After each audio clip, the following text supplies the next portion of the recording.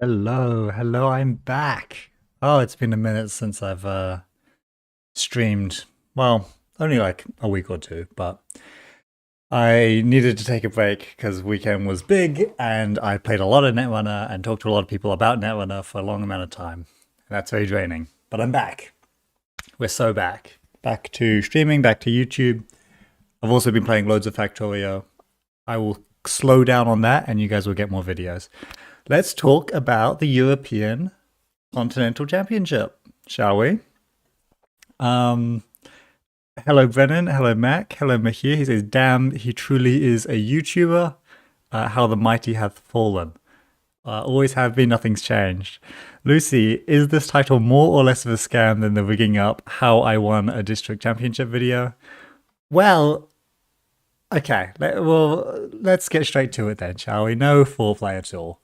I won the European Continental Championship. A lot of people saying that it was the most impressive win they've ever seen. That the level of play was astonishing. Now, the keen-eyed amongst you might have noticed that there was another event on that I didn't win. This is standard. And some people take this very seriously. And there were some great players here. Athlisi, I talked to him. I got an interview with him after the win. Fantastic stuff. Really good.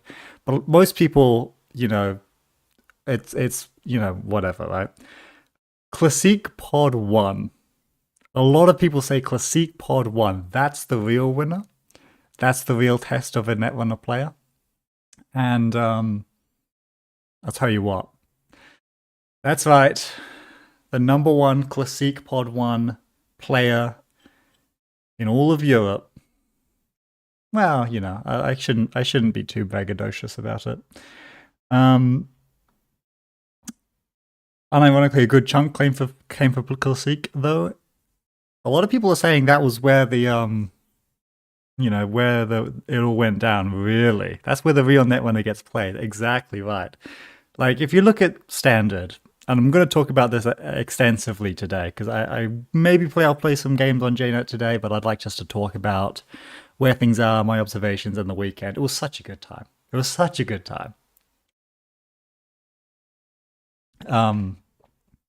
Which one is really the side event? Which one is really the side event here? Not to downplay anyone. In fact, these are actually the best players in Europe. So the filtering did happen. Like, it's not like, it was completely random. But I will say that, like, I felt like the Classique games had more autonomy than most standard games that happened.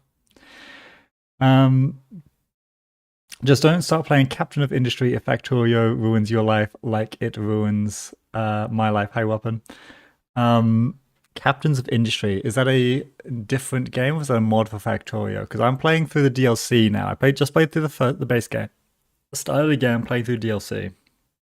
And everyone's talking about all the mods that you can put onto it. And it does seem like a very moddable game. And now we can use Chunky Seal as a proxy to see how bad all of America is. I mean, it feels cruel to even compare them to European players, right? Like, we got Baram Wu. How many tiers above the strongest American player? Chunky Seal, who everyone knows is Europe's weakest player, at a humble 53rd. Which is not a bad result. That is technically above halfway. But, you know, every American player would necessarily be below this because of how things play out.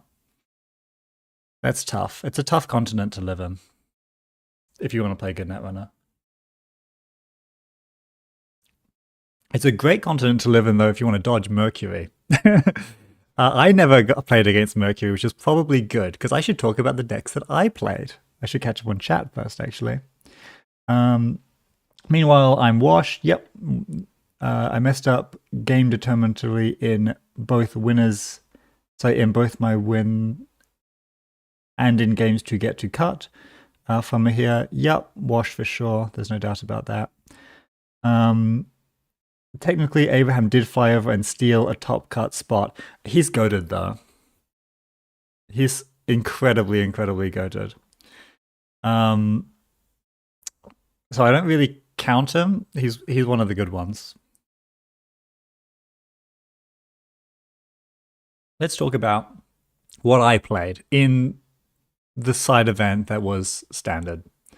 I played Combo PD, which, if you know me, you might know that I've been like practicing this a little bit. Basically, I was seeing people play it so poorly that I thought, this deck is still probably good. I'm just going to play it because I know it's good and I'm going to play it right.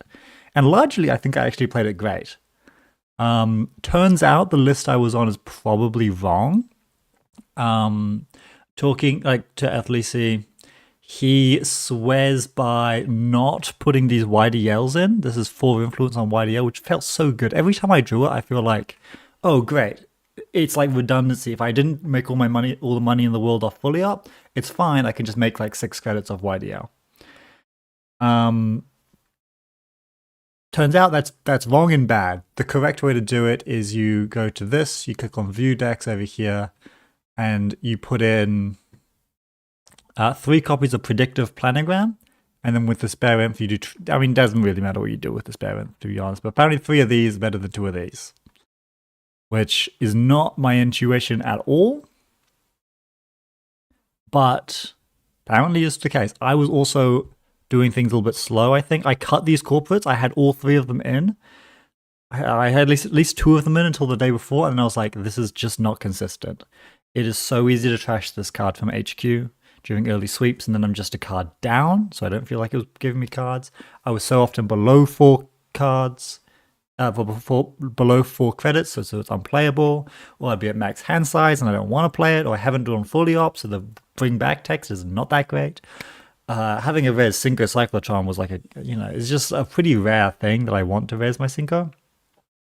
Don't like. But apparently you're supposed to run 3 of them. Okay. Maybe 2 of them is right, but like if this is rolling, it rolls. Like it's a crazy card if you can play it in a situation where it's good. I just found that I need cards that are good all the time. So Midas was too slow, apparently. I didn't really lose many games. The only games I lost, well, I could probably bring up my stats. Can I bring up my specific records? Let me have a look here. It must be bracket. No, that'll be just for top cut. Yeah, I don't think there's an easy way. I could obviously look into like pairings and go through each one, but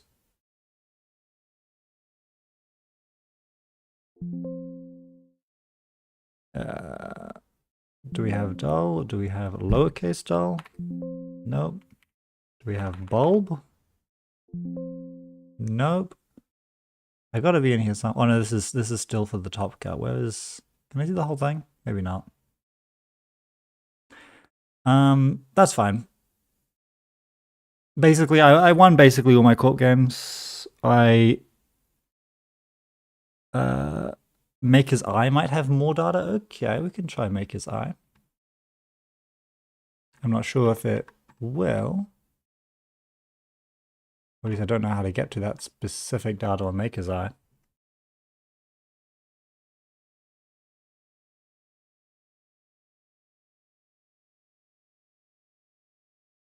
Yeah, I don't know. If I log in, I can log into Maker's Eye? No one's ever told me this technology before. I didn't know that you could log into Maker's Eye.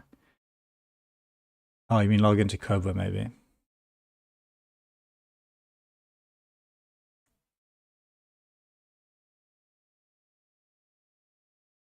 Me.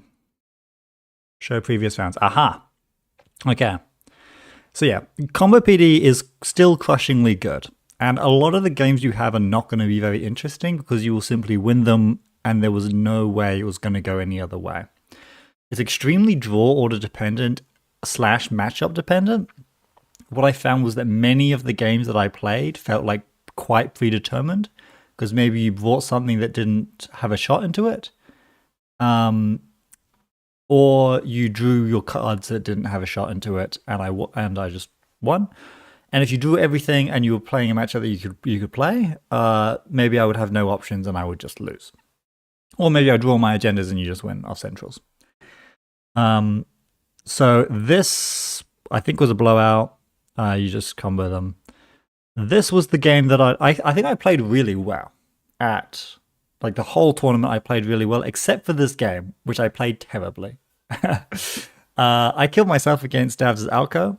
Technically, like it wasn't dead in all lines, but the play that I did to end up in a spot where I could be killed with a certain set of cards was so bad and so against everything that I tell people to do playing Alco that it's nice to be humbled and to realize that sometimes people make mistakes and there's no excuse. I had great sleep too. It was second game of the day, so I'd had like warm up, but I still had energy. I was in the zone to do everything right, and I knew exactly what to do. And I gave Davs the freest win of his entire life. Full stop. That's how that went. I threw the game, and I was in a winning spot, I would say, even. Certainly a very competitive spot. Like there was still a lot of game to be played as long as I played properly, and I played Illumination into an iced R&D. Huh?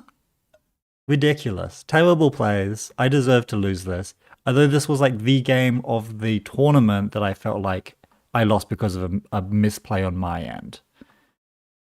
Basically everything else was like a crapshoot. I just won. They comboed again. Koval's on Ob. The Ob games that I had, the Ob rant will come. I'm going to talk about how ridiculous it is that this is how the game that we're playing right now. That Ob is not only still legal, but by far the best thing to be playing out of Runner War Corp, just like it always has been. It will come. But first Ob of the day, I've played against 3 Obs total. I won them all, and they were all relatively interesting games from my end. I built this enormous Maggie deck. How enormous? I hear you ask. Well, let's look at monster cards for my Magnum deck. A Dull Bulb special featuring a tasteful and debatably correct 73 cards. Now, you know what I say. Put good cards in your deck. And if you have a look at this list, there's some pretty awesome cards in here. You know what I also say? Don't put too many cards in your deck. I don't say this, but I will now. Don't put too many cards in your deck or you won't draw the ones that you want. But I want all these cards because they're all awesome. The thing is, if you go to 74, it's bloated. It's cooked. You'll never find what you need. 72, value's not there. You won't have enough juice in the tank. So 73 is the calculated and correct one. I played this like 2 times online before locking it in, but I played Maggie's at Worlds last year, so like I know how to play Maggie. It's no biggie. 6 cards too many, wrong. It's 73, man. That's the nuts. It's perfect. It's literally perfect. Brendan says, always good to empty your hand against Jinteki. Yeah, it's good to click 2, empty your hand, and then like pop your stone chip and like draw back up for the last 2 clicks, and then die to measured what was it? Measured fart blood in the water. Lucy's been a 63 card enjoyer for a while on Maggie, or are you playing a sus ID? 73 is prime, it just makes sense. Astute. So yes, this is okay. So the spice of this deck, this might look pretty similar to other big mags that you've seen. I put in 2 buyer bands. Okay, so there's a lot to think about that I could talk about, which is somewhat informative. When you're playing big decks, it's good to have the power cards in your deck either be tutorable or spread out throughout the deck in a way that you can see the important influence most games. You'll notice that like a lot of the influence is on programs. Influence on Cup, influence on Harsh, influence on Revolver, influence on Rising Tide. I can fetch all these. These are the premium cards. I can grab them. So even if they're at the bottom of the deck, doesn't matter. I get to see all my influence, my power cards every game. So Hannah's a bit of an odd one out here. 2 influence on something I have no way to tutor. But man, she's so good. And if you're not running Hannah in your deck, then you can be. You should consider running Hannah. She's so awesome. I like her versus Orb. I like her versus R+. I like her versus Alco sometimes. I like her versus Combo PD. She is so good. 3 pinhole threadings because I need to be able to find them. If I have a game where I don't draw one, Orb will completely roll you. Pinhole threading's a big deal. So you have to run 3. And the fact that they're 1 influence means that the effect of having them in your deck is going to come up because you will eventually find one. And I put in 2 buyer bands, another 1 influence event, nowhere to tutor it. But think about how great buyer bands is at the moment. Thing it can do, trash Svigator. Thing it can do, draw cards, which is very premium. In a big deck, you need to shove it full of card draw. Thing it can do, it can install things like Pizza Chow on a turn where they don't think you can deep dive, but actually I can deep dive because I buyer bands it. Every time I drew buyer bands, it was pretty good. Also clears tags, which can be good against some matchups. I think I like this include. I think the 2 influence. I've seen people play Steelskins. Steelskin's a great card. I don't know. I think buyer bands is really, really premium. I hope other people experiment more with buyer bands in their big Maggies because Mahir also landed on buyer bands for tech. I think it's great. I think it's really well situated right now, which is neat. All runners are losing. Don't get me wrong. There's no way to actually win, but it's nice to feel like my decisions are like right. So many sleeves. Yeah, there was a lot of sleeves. It was really annoying. I put sleeves up just before I went to the pub, thinking like work finishes, pub 6 like 6:15. How hard can it be? Bro, it's a lot of 73 is a lot of sleeves. And yeah, you start running into problems like, do I even have enough chaff for my proxies for this many sleeves? Fortunately, the Combo PD is only 44 cards, so in my deck box, I have like a small little sliver of Combo PD and a big fat Magnum deck for the other half. I don't like playing above 60 cards because of all the shuffling. Yeah, me neither. I actually found the shuffling to be really annoying on the day, especially because there's actually a lot of tutors in here. But they banned Ashen. I used to play Ashen in Maggie and just get all the coalescences and the environmental testings and stuff back. But they banned it, and now I have to play 73 cards. I was stressed about sleeves the whole tournament. Yeah, I didn't make cut, so I never got them checked. But I think they were katana sleeves, which I'm sure were legal. But I'm never, because I don't know. I wish sleeves were a bit thicker. I need to go swing for the dual matte ones because I'm just always paranoid about it. Yeah, under certain lights, if I'm using like some chaff sleeves, like I use flesh and blood backing sleeves, and some Netrunner, the moon will align with the sun in just a certain way that it glimpses off, and I can see a Netrunner logo through. And then I'll never be able to recreate that. And I show people, say, can you see it? Or is this just me imagining things? And they'll be like, no, I can't see it. I can't see anything. But yeah, I mean, they're legal sleeves, but I'm sure that every now and then I catch a glimpse of something I shouldn't see. Dragon Shield dual mats are lovely and fully opaque. That's, yeah, the katana ones were meant to be good, but honestly, I'm not convinced that I can't see anything. And it's good enough that I doubt I will ever get in trouble for it, but it feels bad. I want to have perfect sleeves, and I don't think that I do. Anyway, complete aside. This was good. It was fun. if this is like, there was no real reason for me to be playing this though. Except for it's got a really good card in it, which is Revolver, and another really good card in it, which is Palangi. And what I've found is that the meta is so cooked and so fast that if you can just summon out Revolver and Palangi, you can break ice for most of the game. Games are ending fast. They are asking you to interact insanely early and consistently. And then they're done. Whoever wins, wins. I think it's very, it's annoyingly draw order dependent meta, which I'll talk about more later. But being able to fetch Revolver Palangi and just deal with like early ob threats meant that I had a cheap and modular way to break all sorts of ice and also break Event Horizon for 0, which is actually pretty important. And I won all my ob games. I also have an Azimat in here. Azimat's pretty good versus Ob. I have a Cup in here. Cup is good versus Ob. I have a lot of cards in here that are good versus Ob, and that was a good decision because Ob was everywhere. Boom. Low-key. Okay, this is not balanced. This is not good Netrunner. Low-key less Ob than I thought there would be. Yes, there is more Ob than any other faction. I thought we would be approaching 50%. I didn't think there was any reason for anyone to play anything except for Ob. That's probably not entirely true. There's a level of bad at Ob that you can be and you won't win all your games.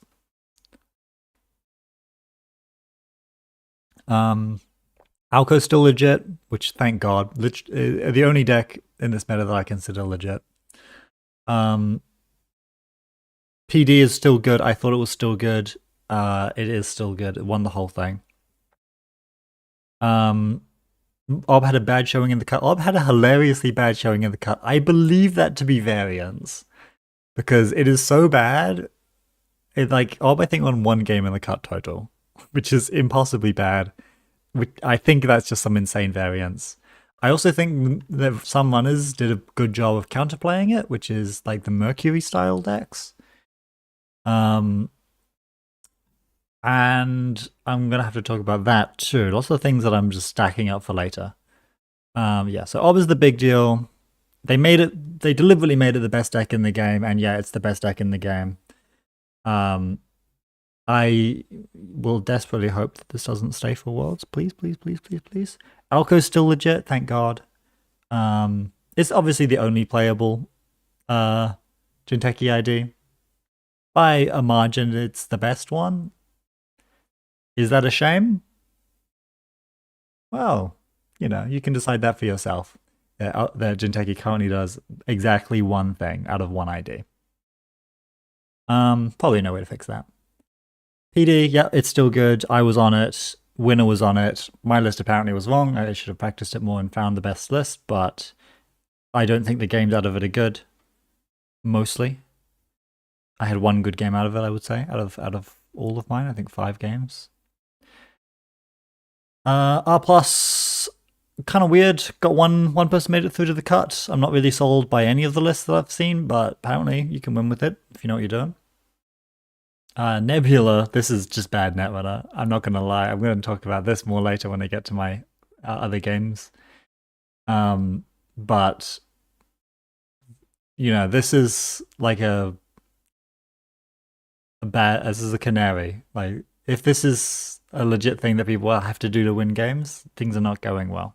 Again, what I'm talking about, I don't like how draw order dependent a lot of these decks are. Alco's not so much. Again, Alco, Golden Child. Orb I find very draw order dependent. Sometimes they blow you out and you never stood a chance. Rarely do you completely blow them out, but if they draw badly enough, and you're playing at one of the runners designed to blow people out, like Mercury, yeah, they're like you just quickly win and don't have to worry about it. PD blows people out. If you have good draw order, it's unbeatable. If you have bad draw order and you're playing a deck that can beat it, which are like 2 things that have to align, maybe you can win, sure. But can you have an interesting game? You need to have a very weird combination of things happen to have an interesting game against PD, I think. Nebula is pure draw order dependency. There is some tact and some strategy to playing Nebula, and somewhat to playing against it, but not really. I think if you draw the right cards, you win, and if you don't, you lose. Penguin's an interesting one. I don't know enough to declare this. I don't think this is a draw dependent deck. I think this is legit. I think Penguin and Nuvum are both pretty cool. I think Nuvum's good draw is mostly due to a seamless launch. But even that, it's playable outside of those games. So I think this is like a legit little corner over here.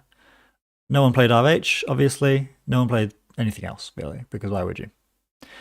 So yeah, I think this is bad. I think this is, I did not, but I enjoyed some of my games versus Ob, actually. Let's go back to my list of games that I played. So, because I was playing a deck that I was getting good draw order into Ob, I was finding the cards that I needed, which thank God, a 73 card deck, you just kind of have to hope that. But I think this game was enjoyable, if I remember correctly. This was a crapshoot. Well, Warlock, great player. I drew a winning hand, so I actually was favored to win, in my opinion. In fact, I was basically won, but an incredible set of accesses on centrals gave it to Muesli Hat. Literally, I think to hit 2 1-6s on HQ for my trains, 2 of my trains, and once trains stolen, it's really hard to, like 2 trains are stolen, it's really hard to win. Because you can't get 2 clicks back in a turn to do OTK. And granted, like OTK, like scoring all 9 points in 1 turn is not the primary win condition of the modern PD decks. Mostly you do 6 and 3, or 3 and 6. But yeah, this was tough. This tilted me a little bit because it was just like, I actually got the draw order. It shouldn't have been a game. But then he just stole 9 points with like very small odds to do so, and then he won. Which, if you squint, is good netrunner, but I don't know. I don't feel like it was that strategic of a game, unfortunately. Not to discredit Warlock for doing the right plays. You know, he played it correctly. It was just like, yeah, sometimes you get accesses on singles that win you the game. Another Ob was this. This was Chris Dyer, I think. He was using a different handle. Can anyone confirm if this was Chris? That's Chris Dyer, yeah. Yeah, so this was my first time. I didn't realize this was Chris Dyer because I'm new to Netrunner. So even though he is a legend, and I know of Chris Dyer, I know his name and I know his history, I didn't realize I was sitting, because obviously this tag is not recognizable. I just thought this was just another Ob on the chopping block. So yeah, I kind of dispatched. It was a really interesting game, actually. This one was fun. This was a weird early game where we both had, like, he had pretty mixed draw, kind of struggled to produce perfect threat, so like he was playing kind of a suboptimal game, and I had fantastic draw. I was slamming down just everything that I could possibly need, and ended up winning pretty handily. But it was not clear out of the opening who was going to come out on top, which was fun. So this was the best game I had versus Ob. I did not realize I was up against like a Netrunner legend.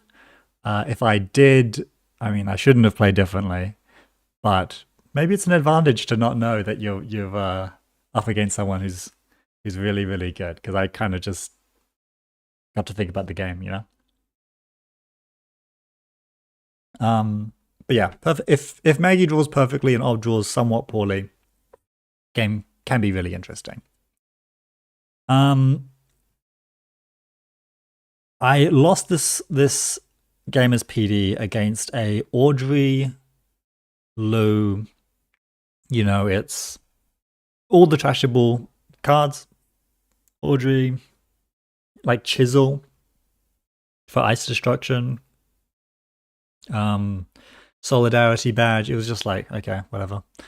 Not really a winnable game. Not an interesting game. Opponent played steadily and correctly. Actually, quite a skilled fella who I had not met before. But yeah, it was just like whatever. Humminbee on Bangoon. How did this game go? I think I won it. Yeah. I don't know. I can't remember. But Maggie was just a champ, hey? Did I lose any Maggie games? Yes, I did. I'll get to this. I lost one game on Magdalene. We'll talk about this one in a sec. Oh no, I'll talk about it now. Okay, I'll talk about it now. This was the only good game as PD that I played.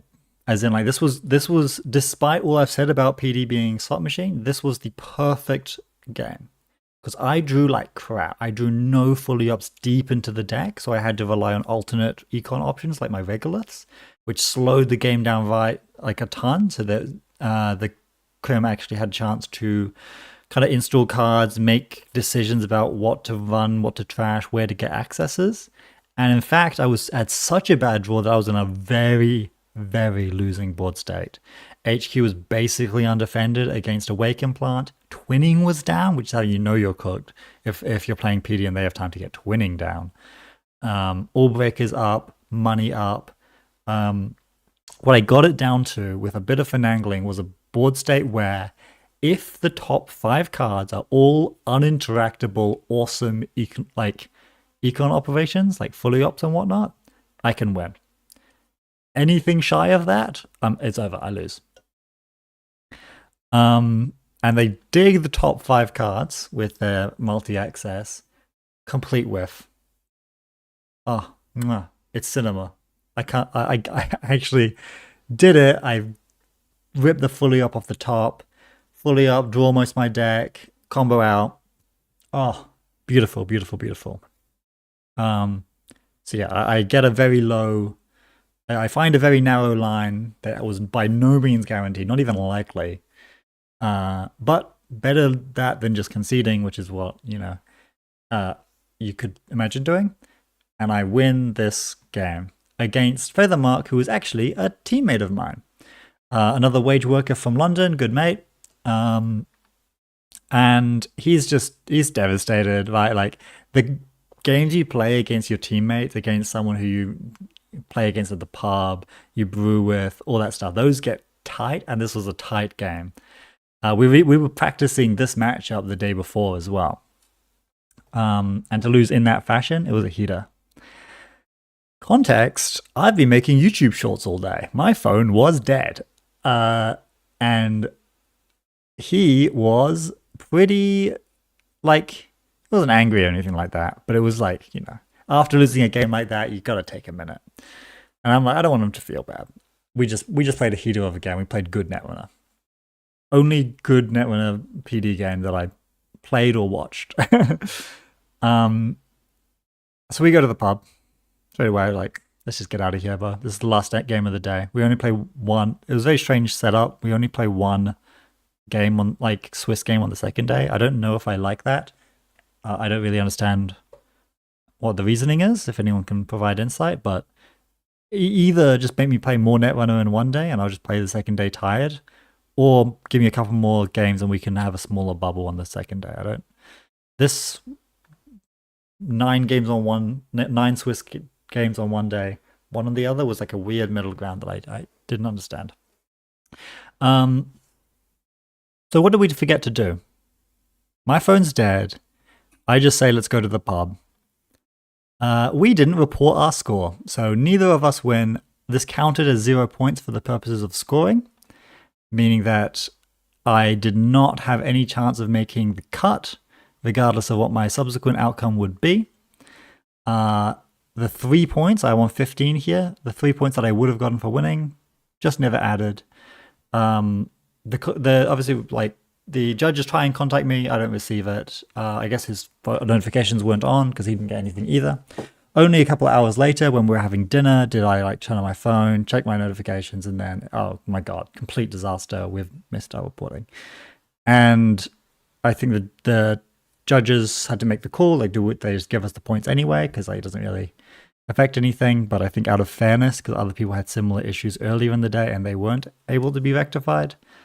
Flat no points, which is a shame. But like, you know, if that's the call, that's the call. So I was in cut contention and then I was not in cut contention. So that brings me to the final game that I played of Standard, which was against Nebula. So let me set the stage. I just had my chances of making the top cut, which was my actual goal for the tournament, dashed.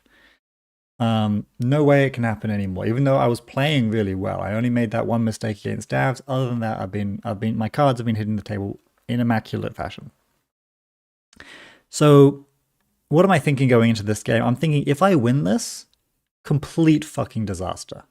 Complete disaster. If I win this, and I know that if I'd got the points, I would have made the cut, or at least been in contention to make the cut. That would be... I don't take this all too seriously. I play it up a bit for YouTube, but like I'm not that competitive of a person. I like playing good Netrunner. I don't really care about winning or losing, but that would be tough, as you can imagine. So I don't want to win this game. That's worst case scenario. I win. But I also like good Netrunner. I do not want to lose because I'm bad. So how does this game play out? Well, it's against Nebula, which I said was like a draw order slot machine. I'm playing Maggie, and let me tell you, I play perfect. I play so well. Nebula flips whenever they play an operation. They flip to an overpowered side that gives them a click back and lets them fast advance easily.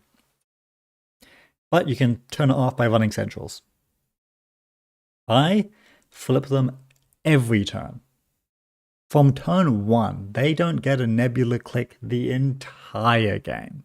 Whoa. I multi-access with Copulation.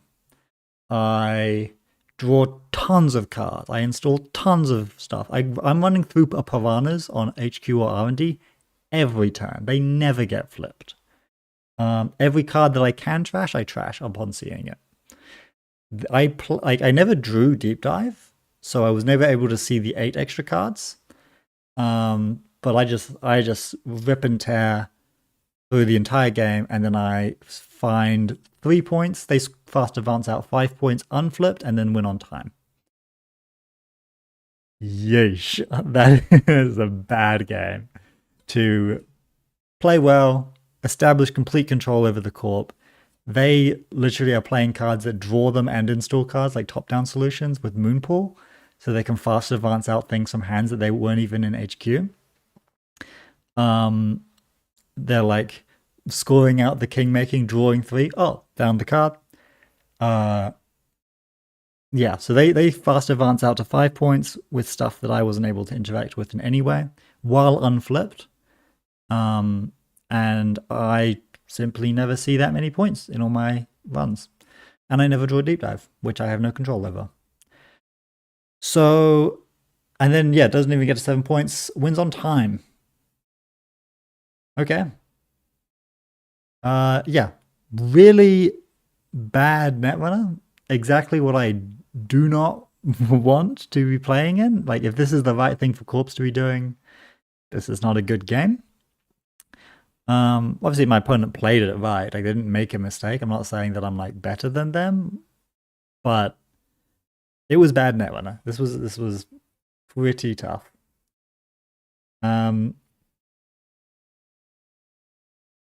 So yeah, it was perfect. Because think about it. What could I have done? Nothing. I played it right. I don't have to feel bad about losing this game because draw order decided that I was going to lose this anyway. But I didn't win, which would have been devastating.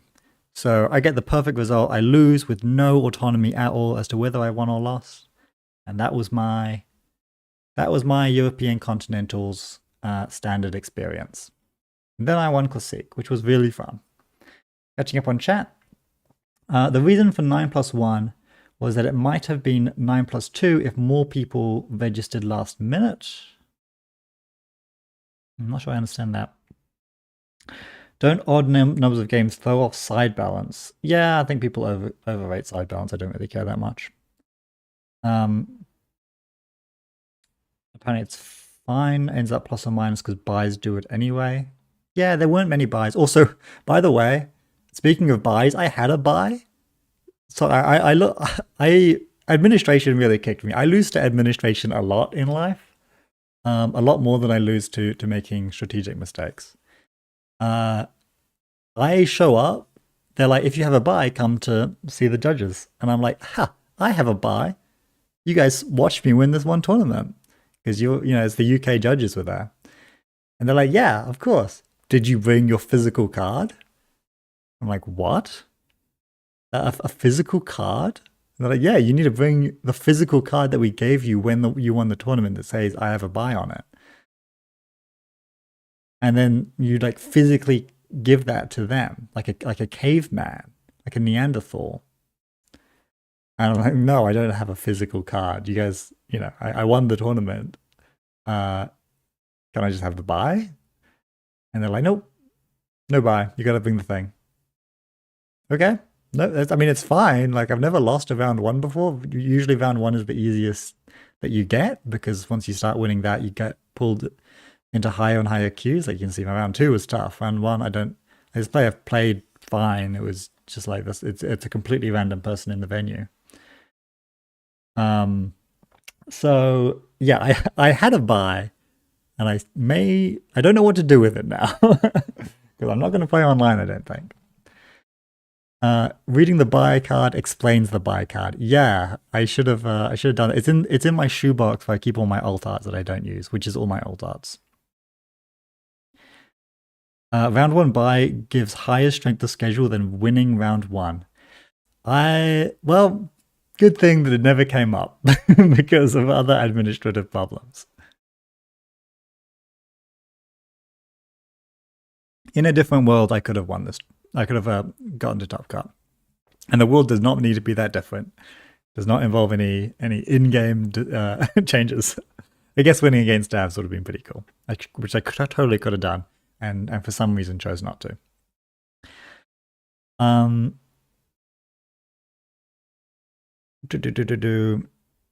Nebula going to time is kind of wild. I don't know whether I was playing slowly or what. I was just kind of locked in. I never really noticed the clock ticking down that much. But I was really running for singles, so I wasn't advancing the game particularly quickly because I never drew deep dive. They were just at the bottom. So I'm not sure how that game ended up going to time. There was a lot of stuff to do because like there were many ice on each of the servers. I needed to run every single turn. And you had bad pub and stuff like that from the piranhas. But yeah, not really 100% sure how we got to time there.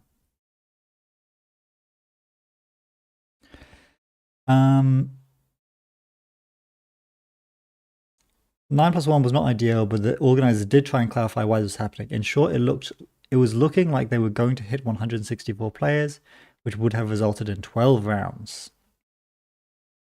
I'm fine to play 12 rounds. Like, the bubble was huge. If we have a look at standings. Is it standings? I suppose it would be this standings after 10 rounds. So the bubble came in at 21 points. Let's have a look at how many people had 21 points. These people had 21 points. So of these 1, 2, 3, 4, 5, 6, 7, only 2 of them actually got to go into the top cut, and they all won the same number of games. So these ones down here, I think, is basically just got unlucky, and only these 2 got lucky. Now, technically, like, strength of schedule is not luck. It's how strong with the opponents you beat. But I think that's basically just luck. I don't think that's anything. I think you'd have to be pretty hard-pressed to say, oh yeah, the players down here played or are slightly worse Netwinner players than the ones up here. I think it's basically comes out in the wash, which I would really like. I mean, obviously, we want the game to be fun and fair. And there's also only so much Netrunner that's realistic to play. But having a bubble this big is, I think it's not great. The people with buys are also the ones that bubbled at 21. These are the ones with buys. I would be too. Okay, so I really should have cashed in that buy, huh? To even have a chance. Goodness gracious me. Goodness gracious me. So yeah, I mean the tournament was great, but my tournament went pretty poorly. Let's talk about the top card though. Won by HB. I don't know if you guys saw the grand finals, but the grand finals was an interesting game. It was HB, like precision design, playing combo. Athletic, definitely the best combo player there on the day. I think that's fair to say. Really good with the new lists. Had practiced loads. Nailed every play. Like had a good list, nailed every play. It makes sense that someone playing a good deck well would win the tournament. I'm not saying anything negative about basically any of the people here. But like this versus Mercury was not good Netrunner.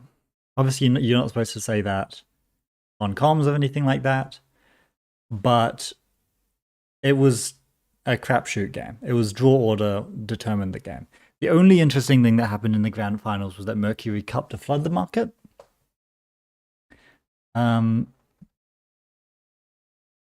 That was it. I think Mercury broke no subroutines and trashed one card with a pinhole threading, and that was Netrunner. Like that was the extent of interaction that occurred. Cupping the flood the market was exciting because maybe some strategic decisions have to be made, but the other one just got drawn and then Athletic just won in one turn.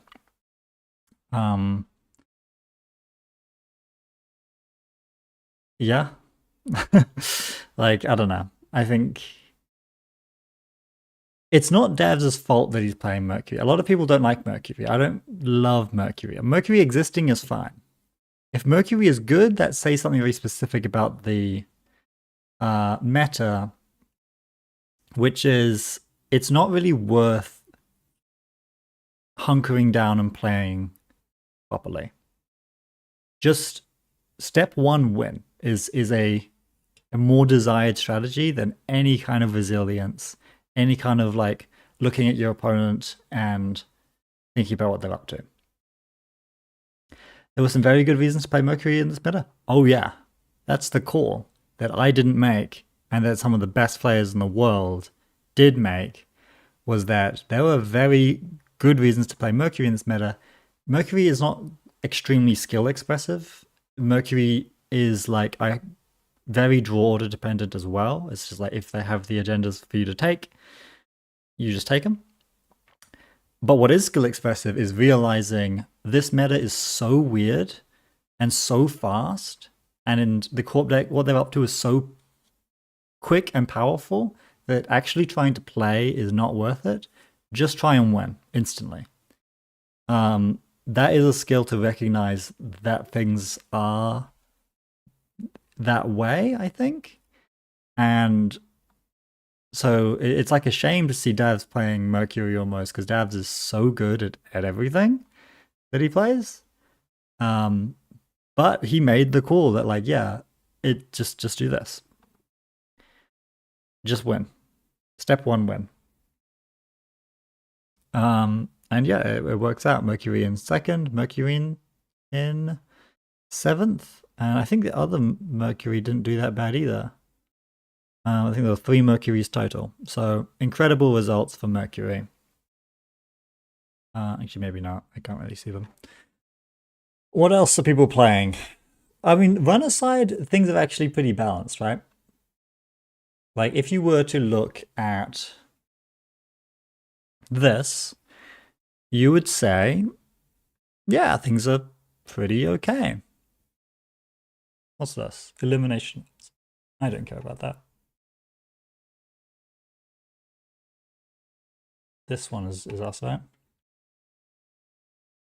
No, this is too much. EMEA only, please.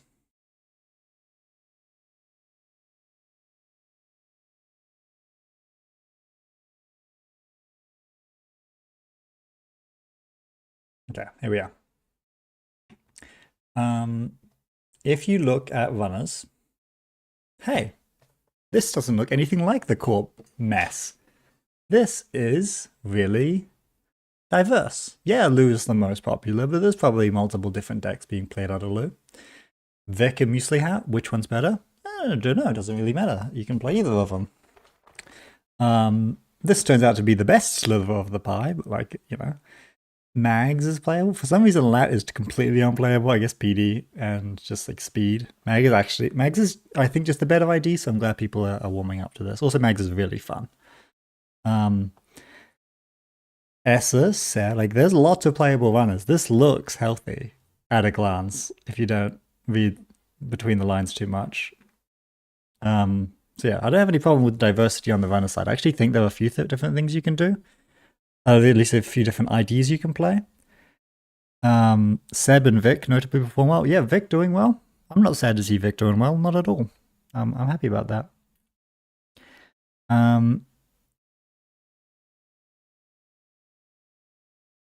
Estebrado and what are we gonna say over here? I'm missing out on chat. I should catch up. What was it about the Merc decks that make Threat 4 so powerful?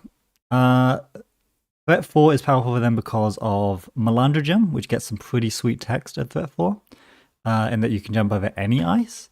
And Estebrado lets you jump over a second piece of Central's ice, which is, yeah, kind of bullshit. That you can double ice a Central and they can get into it without having installed any breakers. So just why install breakers? You can just hope to win. Williams. Hello, streamer. Good meeting. Yes, I should talk about the people who I met. Hello. Because I met so many people. The people that I taught in coaching sessions I met, who are all obviously super lovely. I met people who had seen the channel and had never met me before. I'd never seen them, but they knew who I was straight away. That was really unique. That's never really happened to me before, to be known before I know someone else, but it was super cool. Everyone was so nice, without exception. Everyone, yeah, lots of people said hello, and I appreciated everyone. At the pub afterwards, I had some great banter with new people who I had never really talked to before. This was my first Continental Championship, so getting all these people, because I was at Worlds, but Worlds, you know, that was an entire thing. It was super nice having the chance to kind of one-on-one with a bunch of people. Went to the Scrubs house. You will not believe what they get up to in there. Shivers down my spine, I tell you. But obviously they were super nice. Yeah, just loads of good people. I don't think Peter Cilio actually played, but he showed up. He didn't play? I didn't realize he didn't play. He didn't tell me that. Or if he did, I forgot.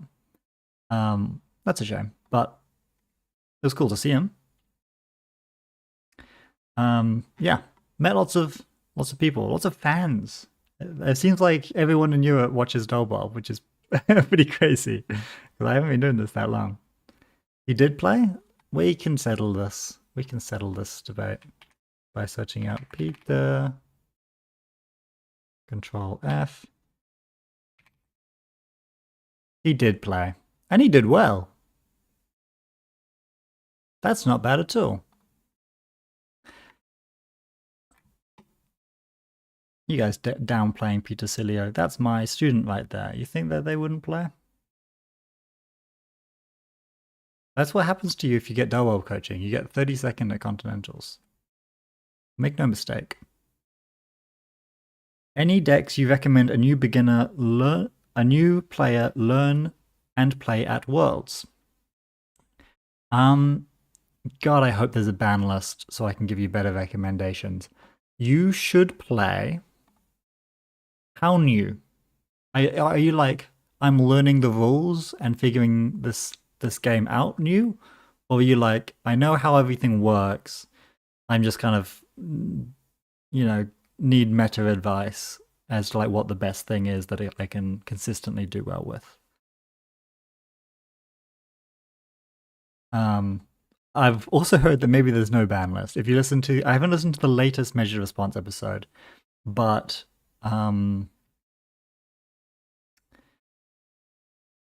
learning what the actual meta is outside of our locals of 6 players. Okay, so one deck that I very much doubt will be touched is Alco. This may be a bit mean and sharp for a new player, but I kind of don't think it is. I think it is tactical. And fun. I have a video on how to play against it, which might be worth watching, but an Alco deck, you don't even need to get fancy with the Alco deck, just a regular one. You'll crush like games with it over and over again, but play it more and more online. Eventually you'll run into someone like Cable Carnage who will destroy you over and over again. And when you find someone who beats you, keep pestering them to play against you over and over again. And you will learn a lot. And have a look at cards use Alco. Something like this.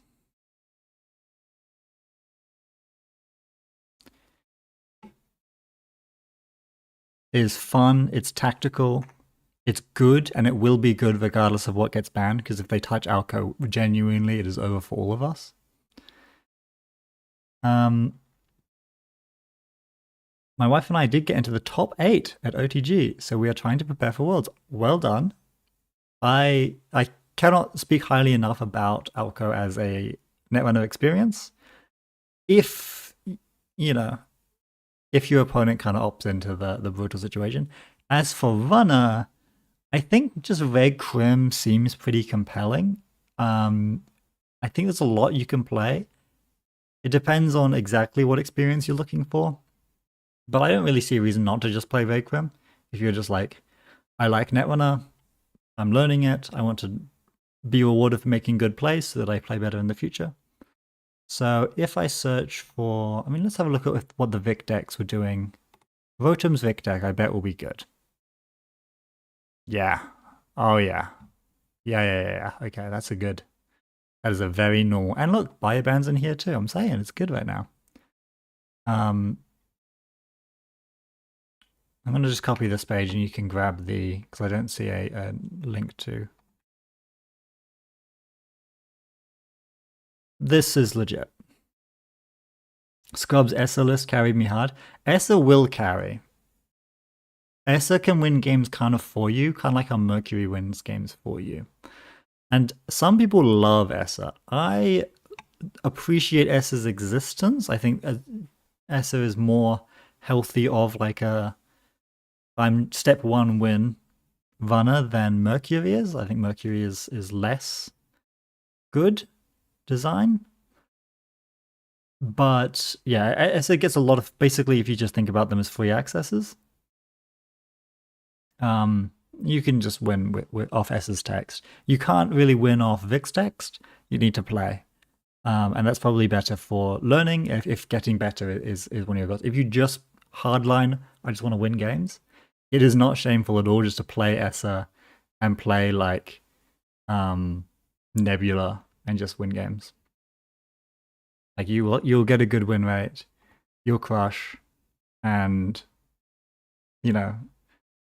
regardless of what happens, you're going to get tons of accesses. And it's my ability to pilot. Yeah, but it's fun to win because you played well, right? I think that's a good feeling when you win a game and you know you played super, super hard. Hey Bar, how you doing, man? S is still pretty decent. Oh yeah, I'm not besmirching S's ability to win games. I think. Oh, well, we can probably see where S's win rate was somewhere. EMEA Continentals. These are what? Where's Maker's Eye? Bring me back. Do. Essa. Yeah, a humble 36% win rate. Oof. Well, I mean, in S's defense, runners did not win, really. Only Mercury won. The other, or sample size too small to really consider. Vic kind of won. But yeah, and Seb wins, but Seb is an acquired taste. Essa didn't do too well, but to be fair, Scrubs didn't bring Essa except Seal. I convinced half of Scrubs to play Vic somehow. Well, Vic did great, so good call. But yeah, I don't know. Essa's fine. Essa's definitely fine. Seb good? Seb is concerningly good. I don't know. I don't know what this means, really. It means they banned MeleeSU and the game is cooked. I don't know. Like, basically, this is what it all boils down to. MeleeSU is gone, and everything that we observe happening is downstream of that fact. So, for example, like, Mercury is the best runner now, probably. Is that a desirable outcome to everyone? Well, I mean, I'm not going to speak for everyone, but it's not a desirable outcome to me. MeleeSU is gone. Throw it at the wall, like Podma is no longer playable. Okay, that's not a big deal. Podma was not especially good before. MeleeSU was gone. Stealth Lu is unplayable. Yeah, of course it is. That's fine. Okay, no one was playing that. It was just me and a couple other people. It was fun, but, fun while it lasted. MeleeSU is gone. Seb is at 57% win rate. Ah. Davs rage baited Scrubs hard, saying Merc is a better Essa. That's basically my point. Both of them are like, I win if the draw order is a certain way. And that is one of the strongest ways you can play Netrunner right now. Downstream of MeleeSU is gone. So now draw order determines our games and not just like strategy. Like what I was saying before about like I would just install Propeller and Palongi or Revolver and Palongi and just that would be my breaker suite. That was true. Like that's how I played because no deck required me to have any kind of longevity. Point to the Glacier or point to anything kind of slow. Is Nuvang Glacier? Nuvang's not Glacier. Nuvang's a rush deck that can turtle up a little bit more if it really needs to. A small portion of these ob decks were big ob, that I would count as Glacier. Anyone else got any? We have multiple Glacier and Top Cut. Baserton made Top Cut with the Glacier ob. This is not. This is not. This is not. This is not. What would I? Were you on Twink? Witches? S is more skill intensive than draw, install plushie, install twinning, draw, install breaker. I'm not so sure that Essa doesn't do that along with getting like 8 free accesses. Baserton, Bar, and Lovelace. What's Bar on? Okay, so the big ob is performing well, you say.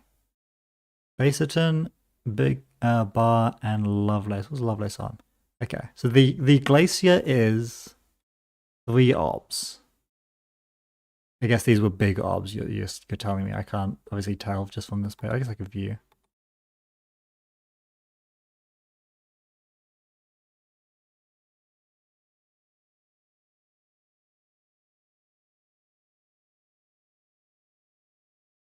What was the others?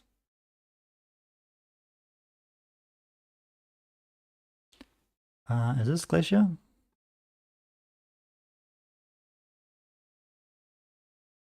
This is not a Glacier list.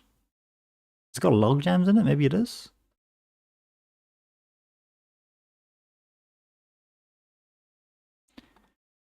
Bar. Where's Bar? Let me see your list.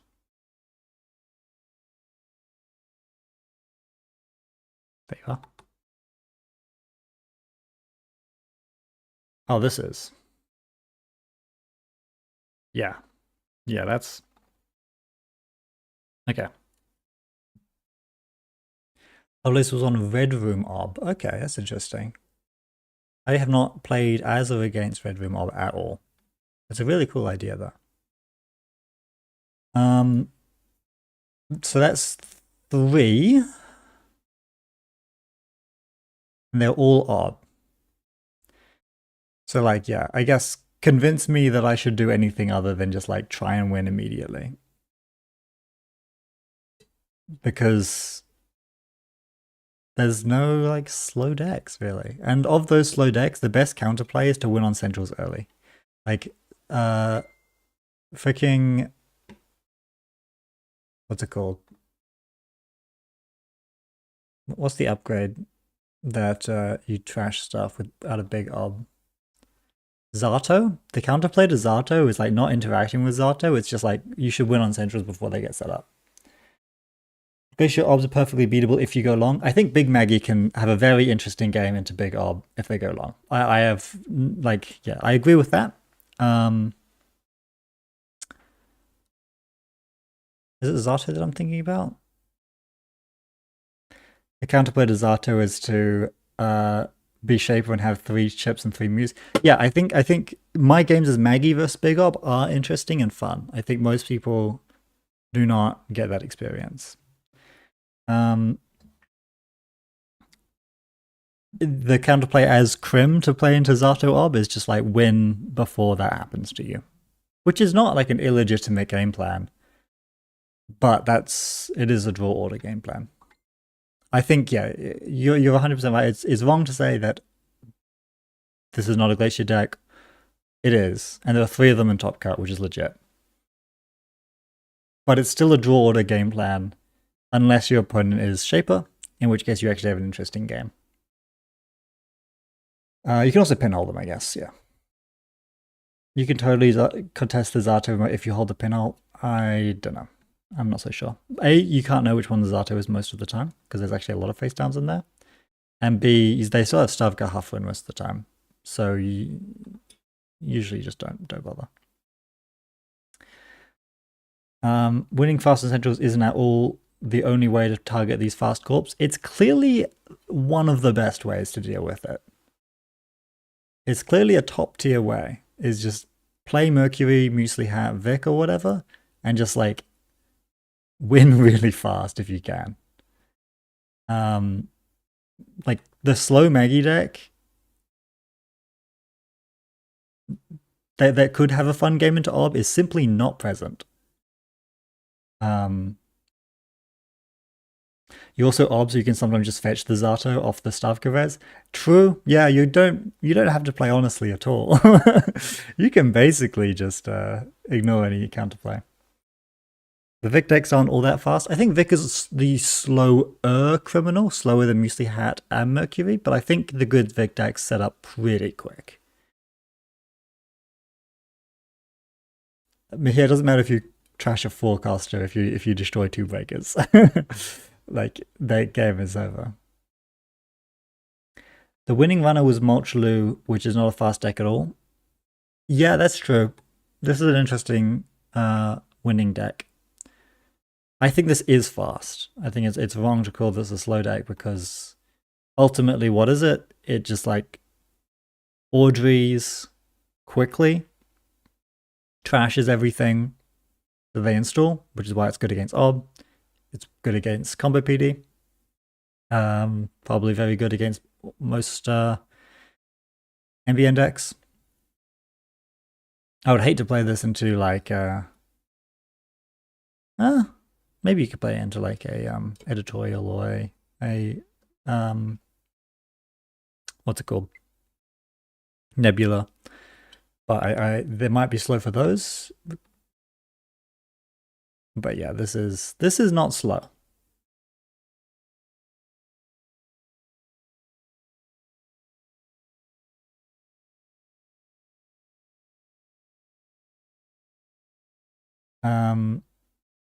These sorts of decks are bad at applying pressure early. Yeah, this one doesn't do multi-access early, which is different to the others. But this is still really fast. basically like in terms of speed, this is like faster than Seb, I think. Well, maybe that's not true actually, because of transfer. But yeah, as Vanna, you should, largely speaking, either be playing like a really flexible breaker suite because you need to interact so quickly with trash tech, ideally, and you should play fast. As Corp, you should practice your combo PD and get really good at it, or you should just play Ob and then lose in top cut somehow. But yeah, this is all.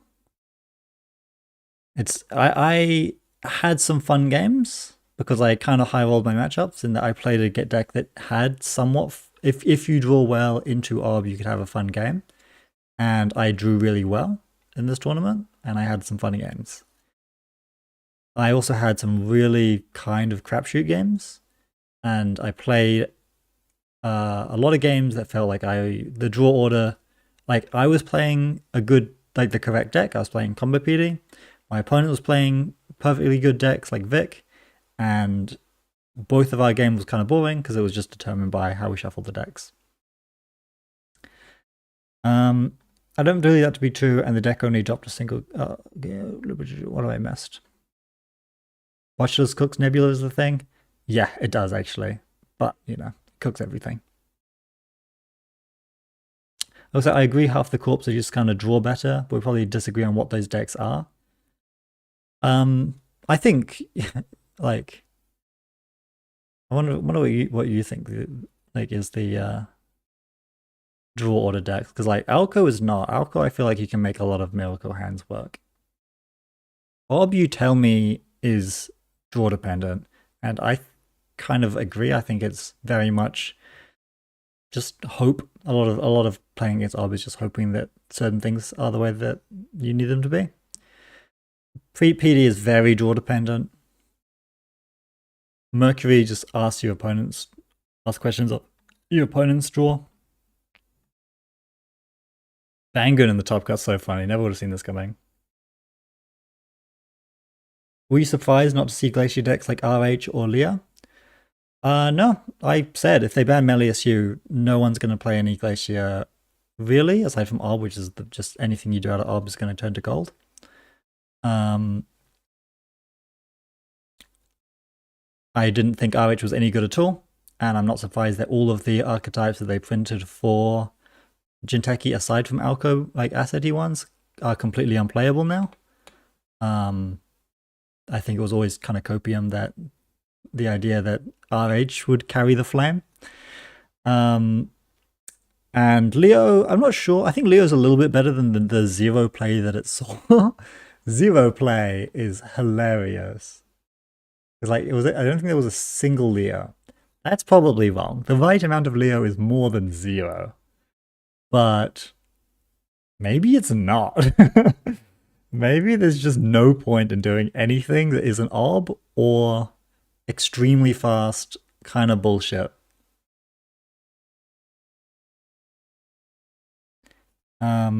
I do not think PD is draw dependent really. I think it very much is.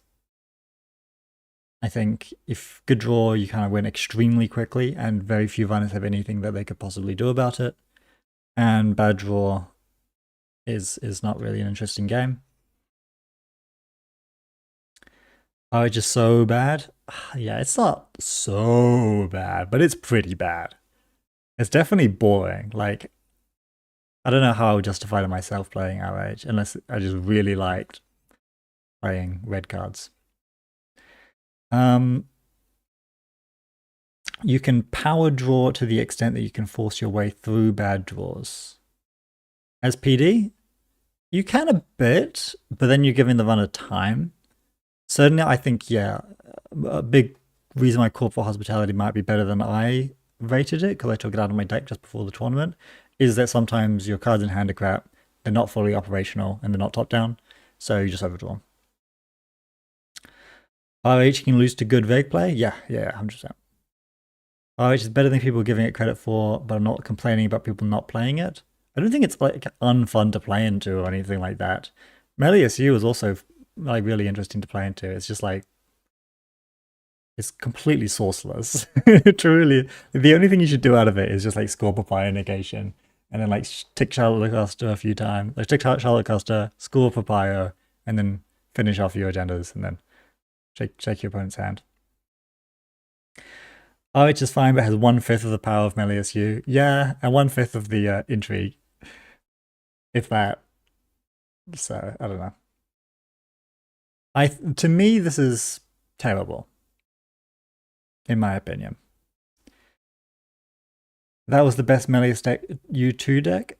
Melius U deck 2. Oh, scoring Papaya. I really rated Papaya out of Melius U, and a lot of people did not agree with me. A lot of people like Lotus Haze, and they were all wrong. And Big Splat didn't run Papaya either, although it could have really wanted to, and I think that would have not been a bad include over the Sisyphus protocol.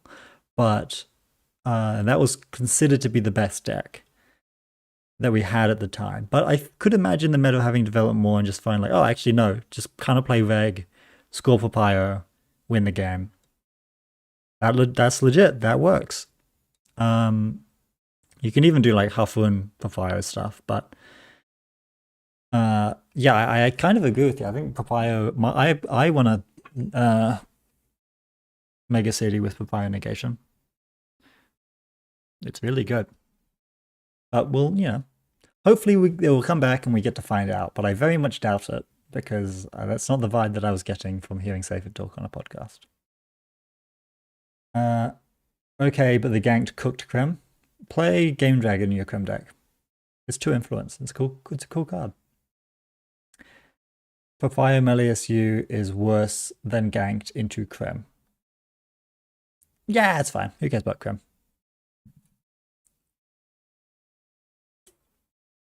Simply don't play it. It's fine. Red Krem can have one losing matchup that isn't a combo deck. Yeah. So the meta, I wasn't too hot on it. Some people held up more hope than I did, but as far as I could see, it was not to my liking. How many obs were there? Well, there were 42 obs, of course. Way more than every other faction.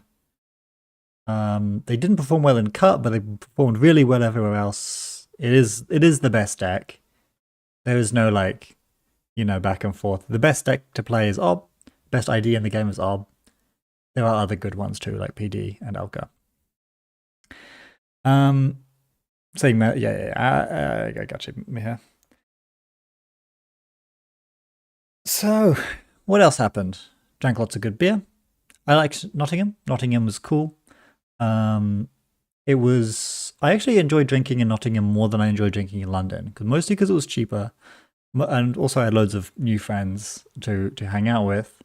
But the streets felt pretty cool, like lots of nice architecture around. They were not all packed like London pubs are. It was easier to chat and hang out. And yeah, just a very, very good weekend, very good time, met good people, a blast. It was very impossible to have predicted the rise of Ob, no way of telling. Yeah, how did this happen? Oh no, there was probably no inciting event. Did anyone else have any results that I should be thinking about? No, not really. Bangun, really good apparently. Well, losing, but playable. A lot of people thought that it was playable. Did you see the Archer statue from the Archer yard? I barely saw any landmarks or important things that I should have seen, because I really was just playing Netrunner all day. So I got a vibe of how things were in the evenings, but I did not see much, unfortunately. I will have to go back at some point and cover my ground, and I'm sure I'll get the opportunity to do that. Poetry went 5 and 5. Am I missing something? It can repair Hermes if you're playing Flood PD. I was like the Flood deck out of Poetry. That's cool. Editorial Division 3-0 on Lou is wild. That is funny. It's like, yeah, Lou doesn't have liquid credits, and Editorial Division oftentimes just like it's like donks you with Boom, big oppo. Boom, big oppo. Maybe that's something. I don't know. I never believe in editorial division, but one day someone will prove me wrong about that.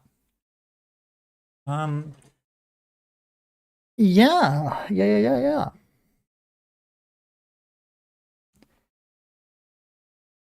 What else should I talk about the tournament?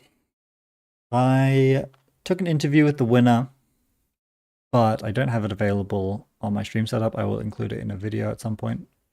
Or maybe I'll just upload it as its own short.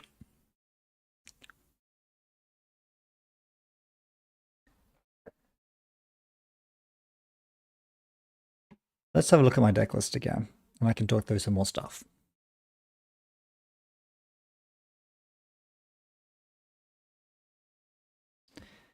Don't look at this. This is an experimentation.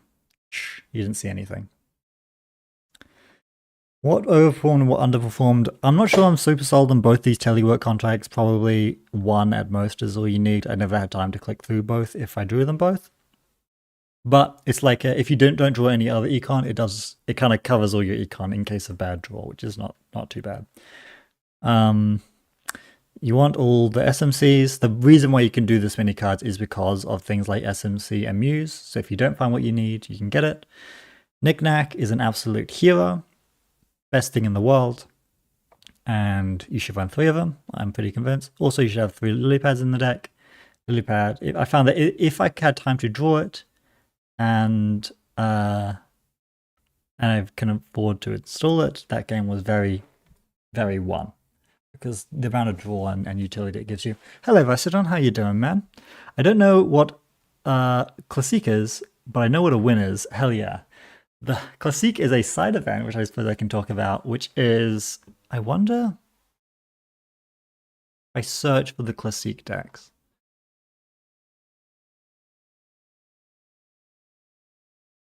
Here they are. Oh man, some of these were freaking awesome. So it's a side event after the main tournament had wrapped up, which I did not get into the top cut of the main tournament for reasons you can go back in the VOD and discover. But I did compete in this side event, which is like historic, cool matchups and cool decks that you just play this one set deck against this other set deck, and whoever wins, you move on. It's completely pre-constructed, so there was a set number of people who were allowed to participate. I think 38 or something like that was the number, and I think it basically filled up. So people really like it. The idea is definitely the most appealing one to me because I don't want to have to brew a second deck. Like, oh, you can play Eternal as a side event. Bro, a ban list dropped 2 weeks ago or something like that. I don't have time to cook a new standard deck and an Eternal deck. Are you crazy? So I played Classique. Turns out I'm cracked at Classique. Never played any of these decks or IDs before. Doesn't matter. I played Sports Metal before. Let me tell you, this was like crack cocaine. Okay. This is just like hard jamming scoring Sports Metal, where you build one enormous remote server, you score out remote enforcements, which grab like a piece of ice and install it ignoring some costs. And yeah, you just like wheel through your agendas. It's so awesome with Arella Salvatore too. Oh man, this was fun. And then this was my first time playing Max. So sick, dude. I'll tell you what, one thing I noticed playing Max is that like I really hope we get an interesting design for some of the Anarchs coming up. Because there is not an Anarch that we play right now that feels anything like this.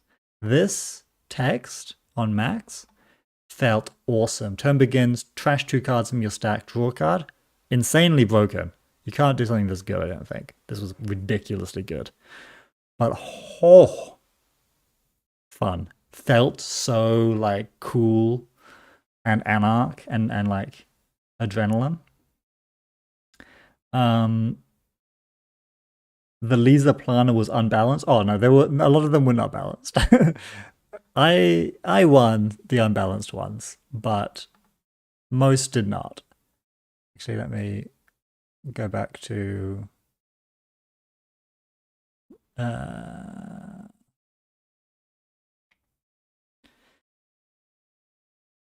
or less. Here we are. Yeah, a lot of them were not balanced. This Liza versus the Plana. Where's Plana Foods? Ah, whatever. This Liza deck was so broken. Completely ridiculously good. The amount of triggers that you would do just every single turn was unbelievable. The amount of money you would make. Amakuro convert things for pennies. The only way that you can interact as the corp is just to purge Amakuro every time. And the counterplay to that would be like hard install Femme Fatale. Then just like break Anansi for 9 every single turn. And that's just price turn. That's not like an expenditure. That's just part of the turn that you do. The laser deck was very interesting to play. Completely busted. And 10 tiers of power above the Plana Foods, which was ass. The deck did nothing. It had some good ice in it, but nowhere to score. No tricks aside from it had a Nuncy in the deck. And you would make like a credit a turn from the ID text, which would trigger all 3 of your pad taps as Lisa and just give you 3 money. Like, so you'd make 6 money just off your free pad taps. Absolutely hilarious. The only way you would win is maybe somehow you figure out a way to get locked out with Amakura. This shouldn't happen. Or somehow you run into an Anansi when you're not ready for it and die. There's no reason to allow that to happen. As long as you were aware Anansi existed, this was unlosable, I think. But very funny. Playing, yeah. It was just funny because, like, I guess the matchup was not that unwinnable because you can lock out. There were ways you can play around Amakura. Amakura was kind of the only breaker. But the thing was, like, simply the power level of what you were doing as the court, which was mostly clicking for credits and purging, was just so hilariously different to what Lisa was doing, which was like drawing 6 cards, make 30 credits, like counters. I'd like to see 18 cards, please. It's just so funny. What else was unbalanced? I think the max deck was probably better than the sports medal deck, but not by a big margin. That was a really fun matchup. I didn't mind that at all. The clearing the message versus... Was your one loss with Plana? No, I won with Plana. My one loss was actually with Smoke. I was of the opinion that Smoke shouldn't ever lose that matchup because you should just draw until you find Temujin Contract, play it, and then run 3 times, and then you can't lose for the rest of the game. And the only thing that clearing the message can do is cheat, like find a cheeky way to like score out breaking news and then like closed accounts. Closed accounts. If you could hit 20 credits with closed accounts, it was a game. If you couldn't do that, you didn't have a game. That was the one trick that actually felt powerful enough to compete with Smoke. Basically to compete with Temujin Contract, which was what the entire Smoke deck was. Everything else kind of felt like whatever. And somehow I didn't do that. I didn't have Temujin Contract in the opening hand. I should have just drawn until I found it, but I got impatient and I did an indexing run, and then I got hard-hitting news, whatnot, and I never stuck a card or made a credit for the rest of the game. So I messed that up. I should have just not done anything because the CTM deck had no threats. It was really a bad deck, except for the fact that it could closed accounts you, which was pretty good. CTM, you actually have to force the runner to start interacting. Yeah, you do. But the assets all sucked except for Sensi, which is pretty good. So there was just no reason to do anything until you had like Temujin credits, and then you could afford anything they could want to do to you. Granted, I did completely fail to do that. And there was also Freedom versus... Oh, this was the planner deck. It was just like a regular, like some good cards. Full stop. um, this was the Freedom deck. The Freedom deck was cool. It was up against Blue Sun.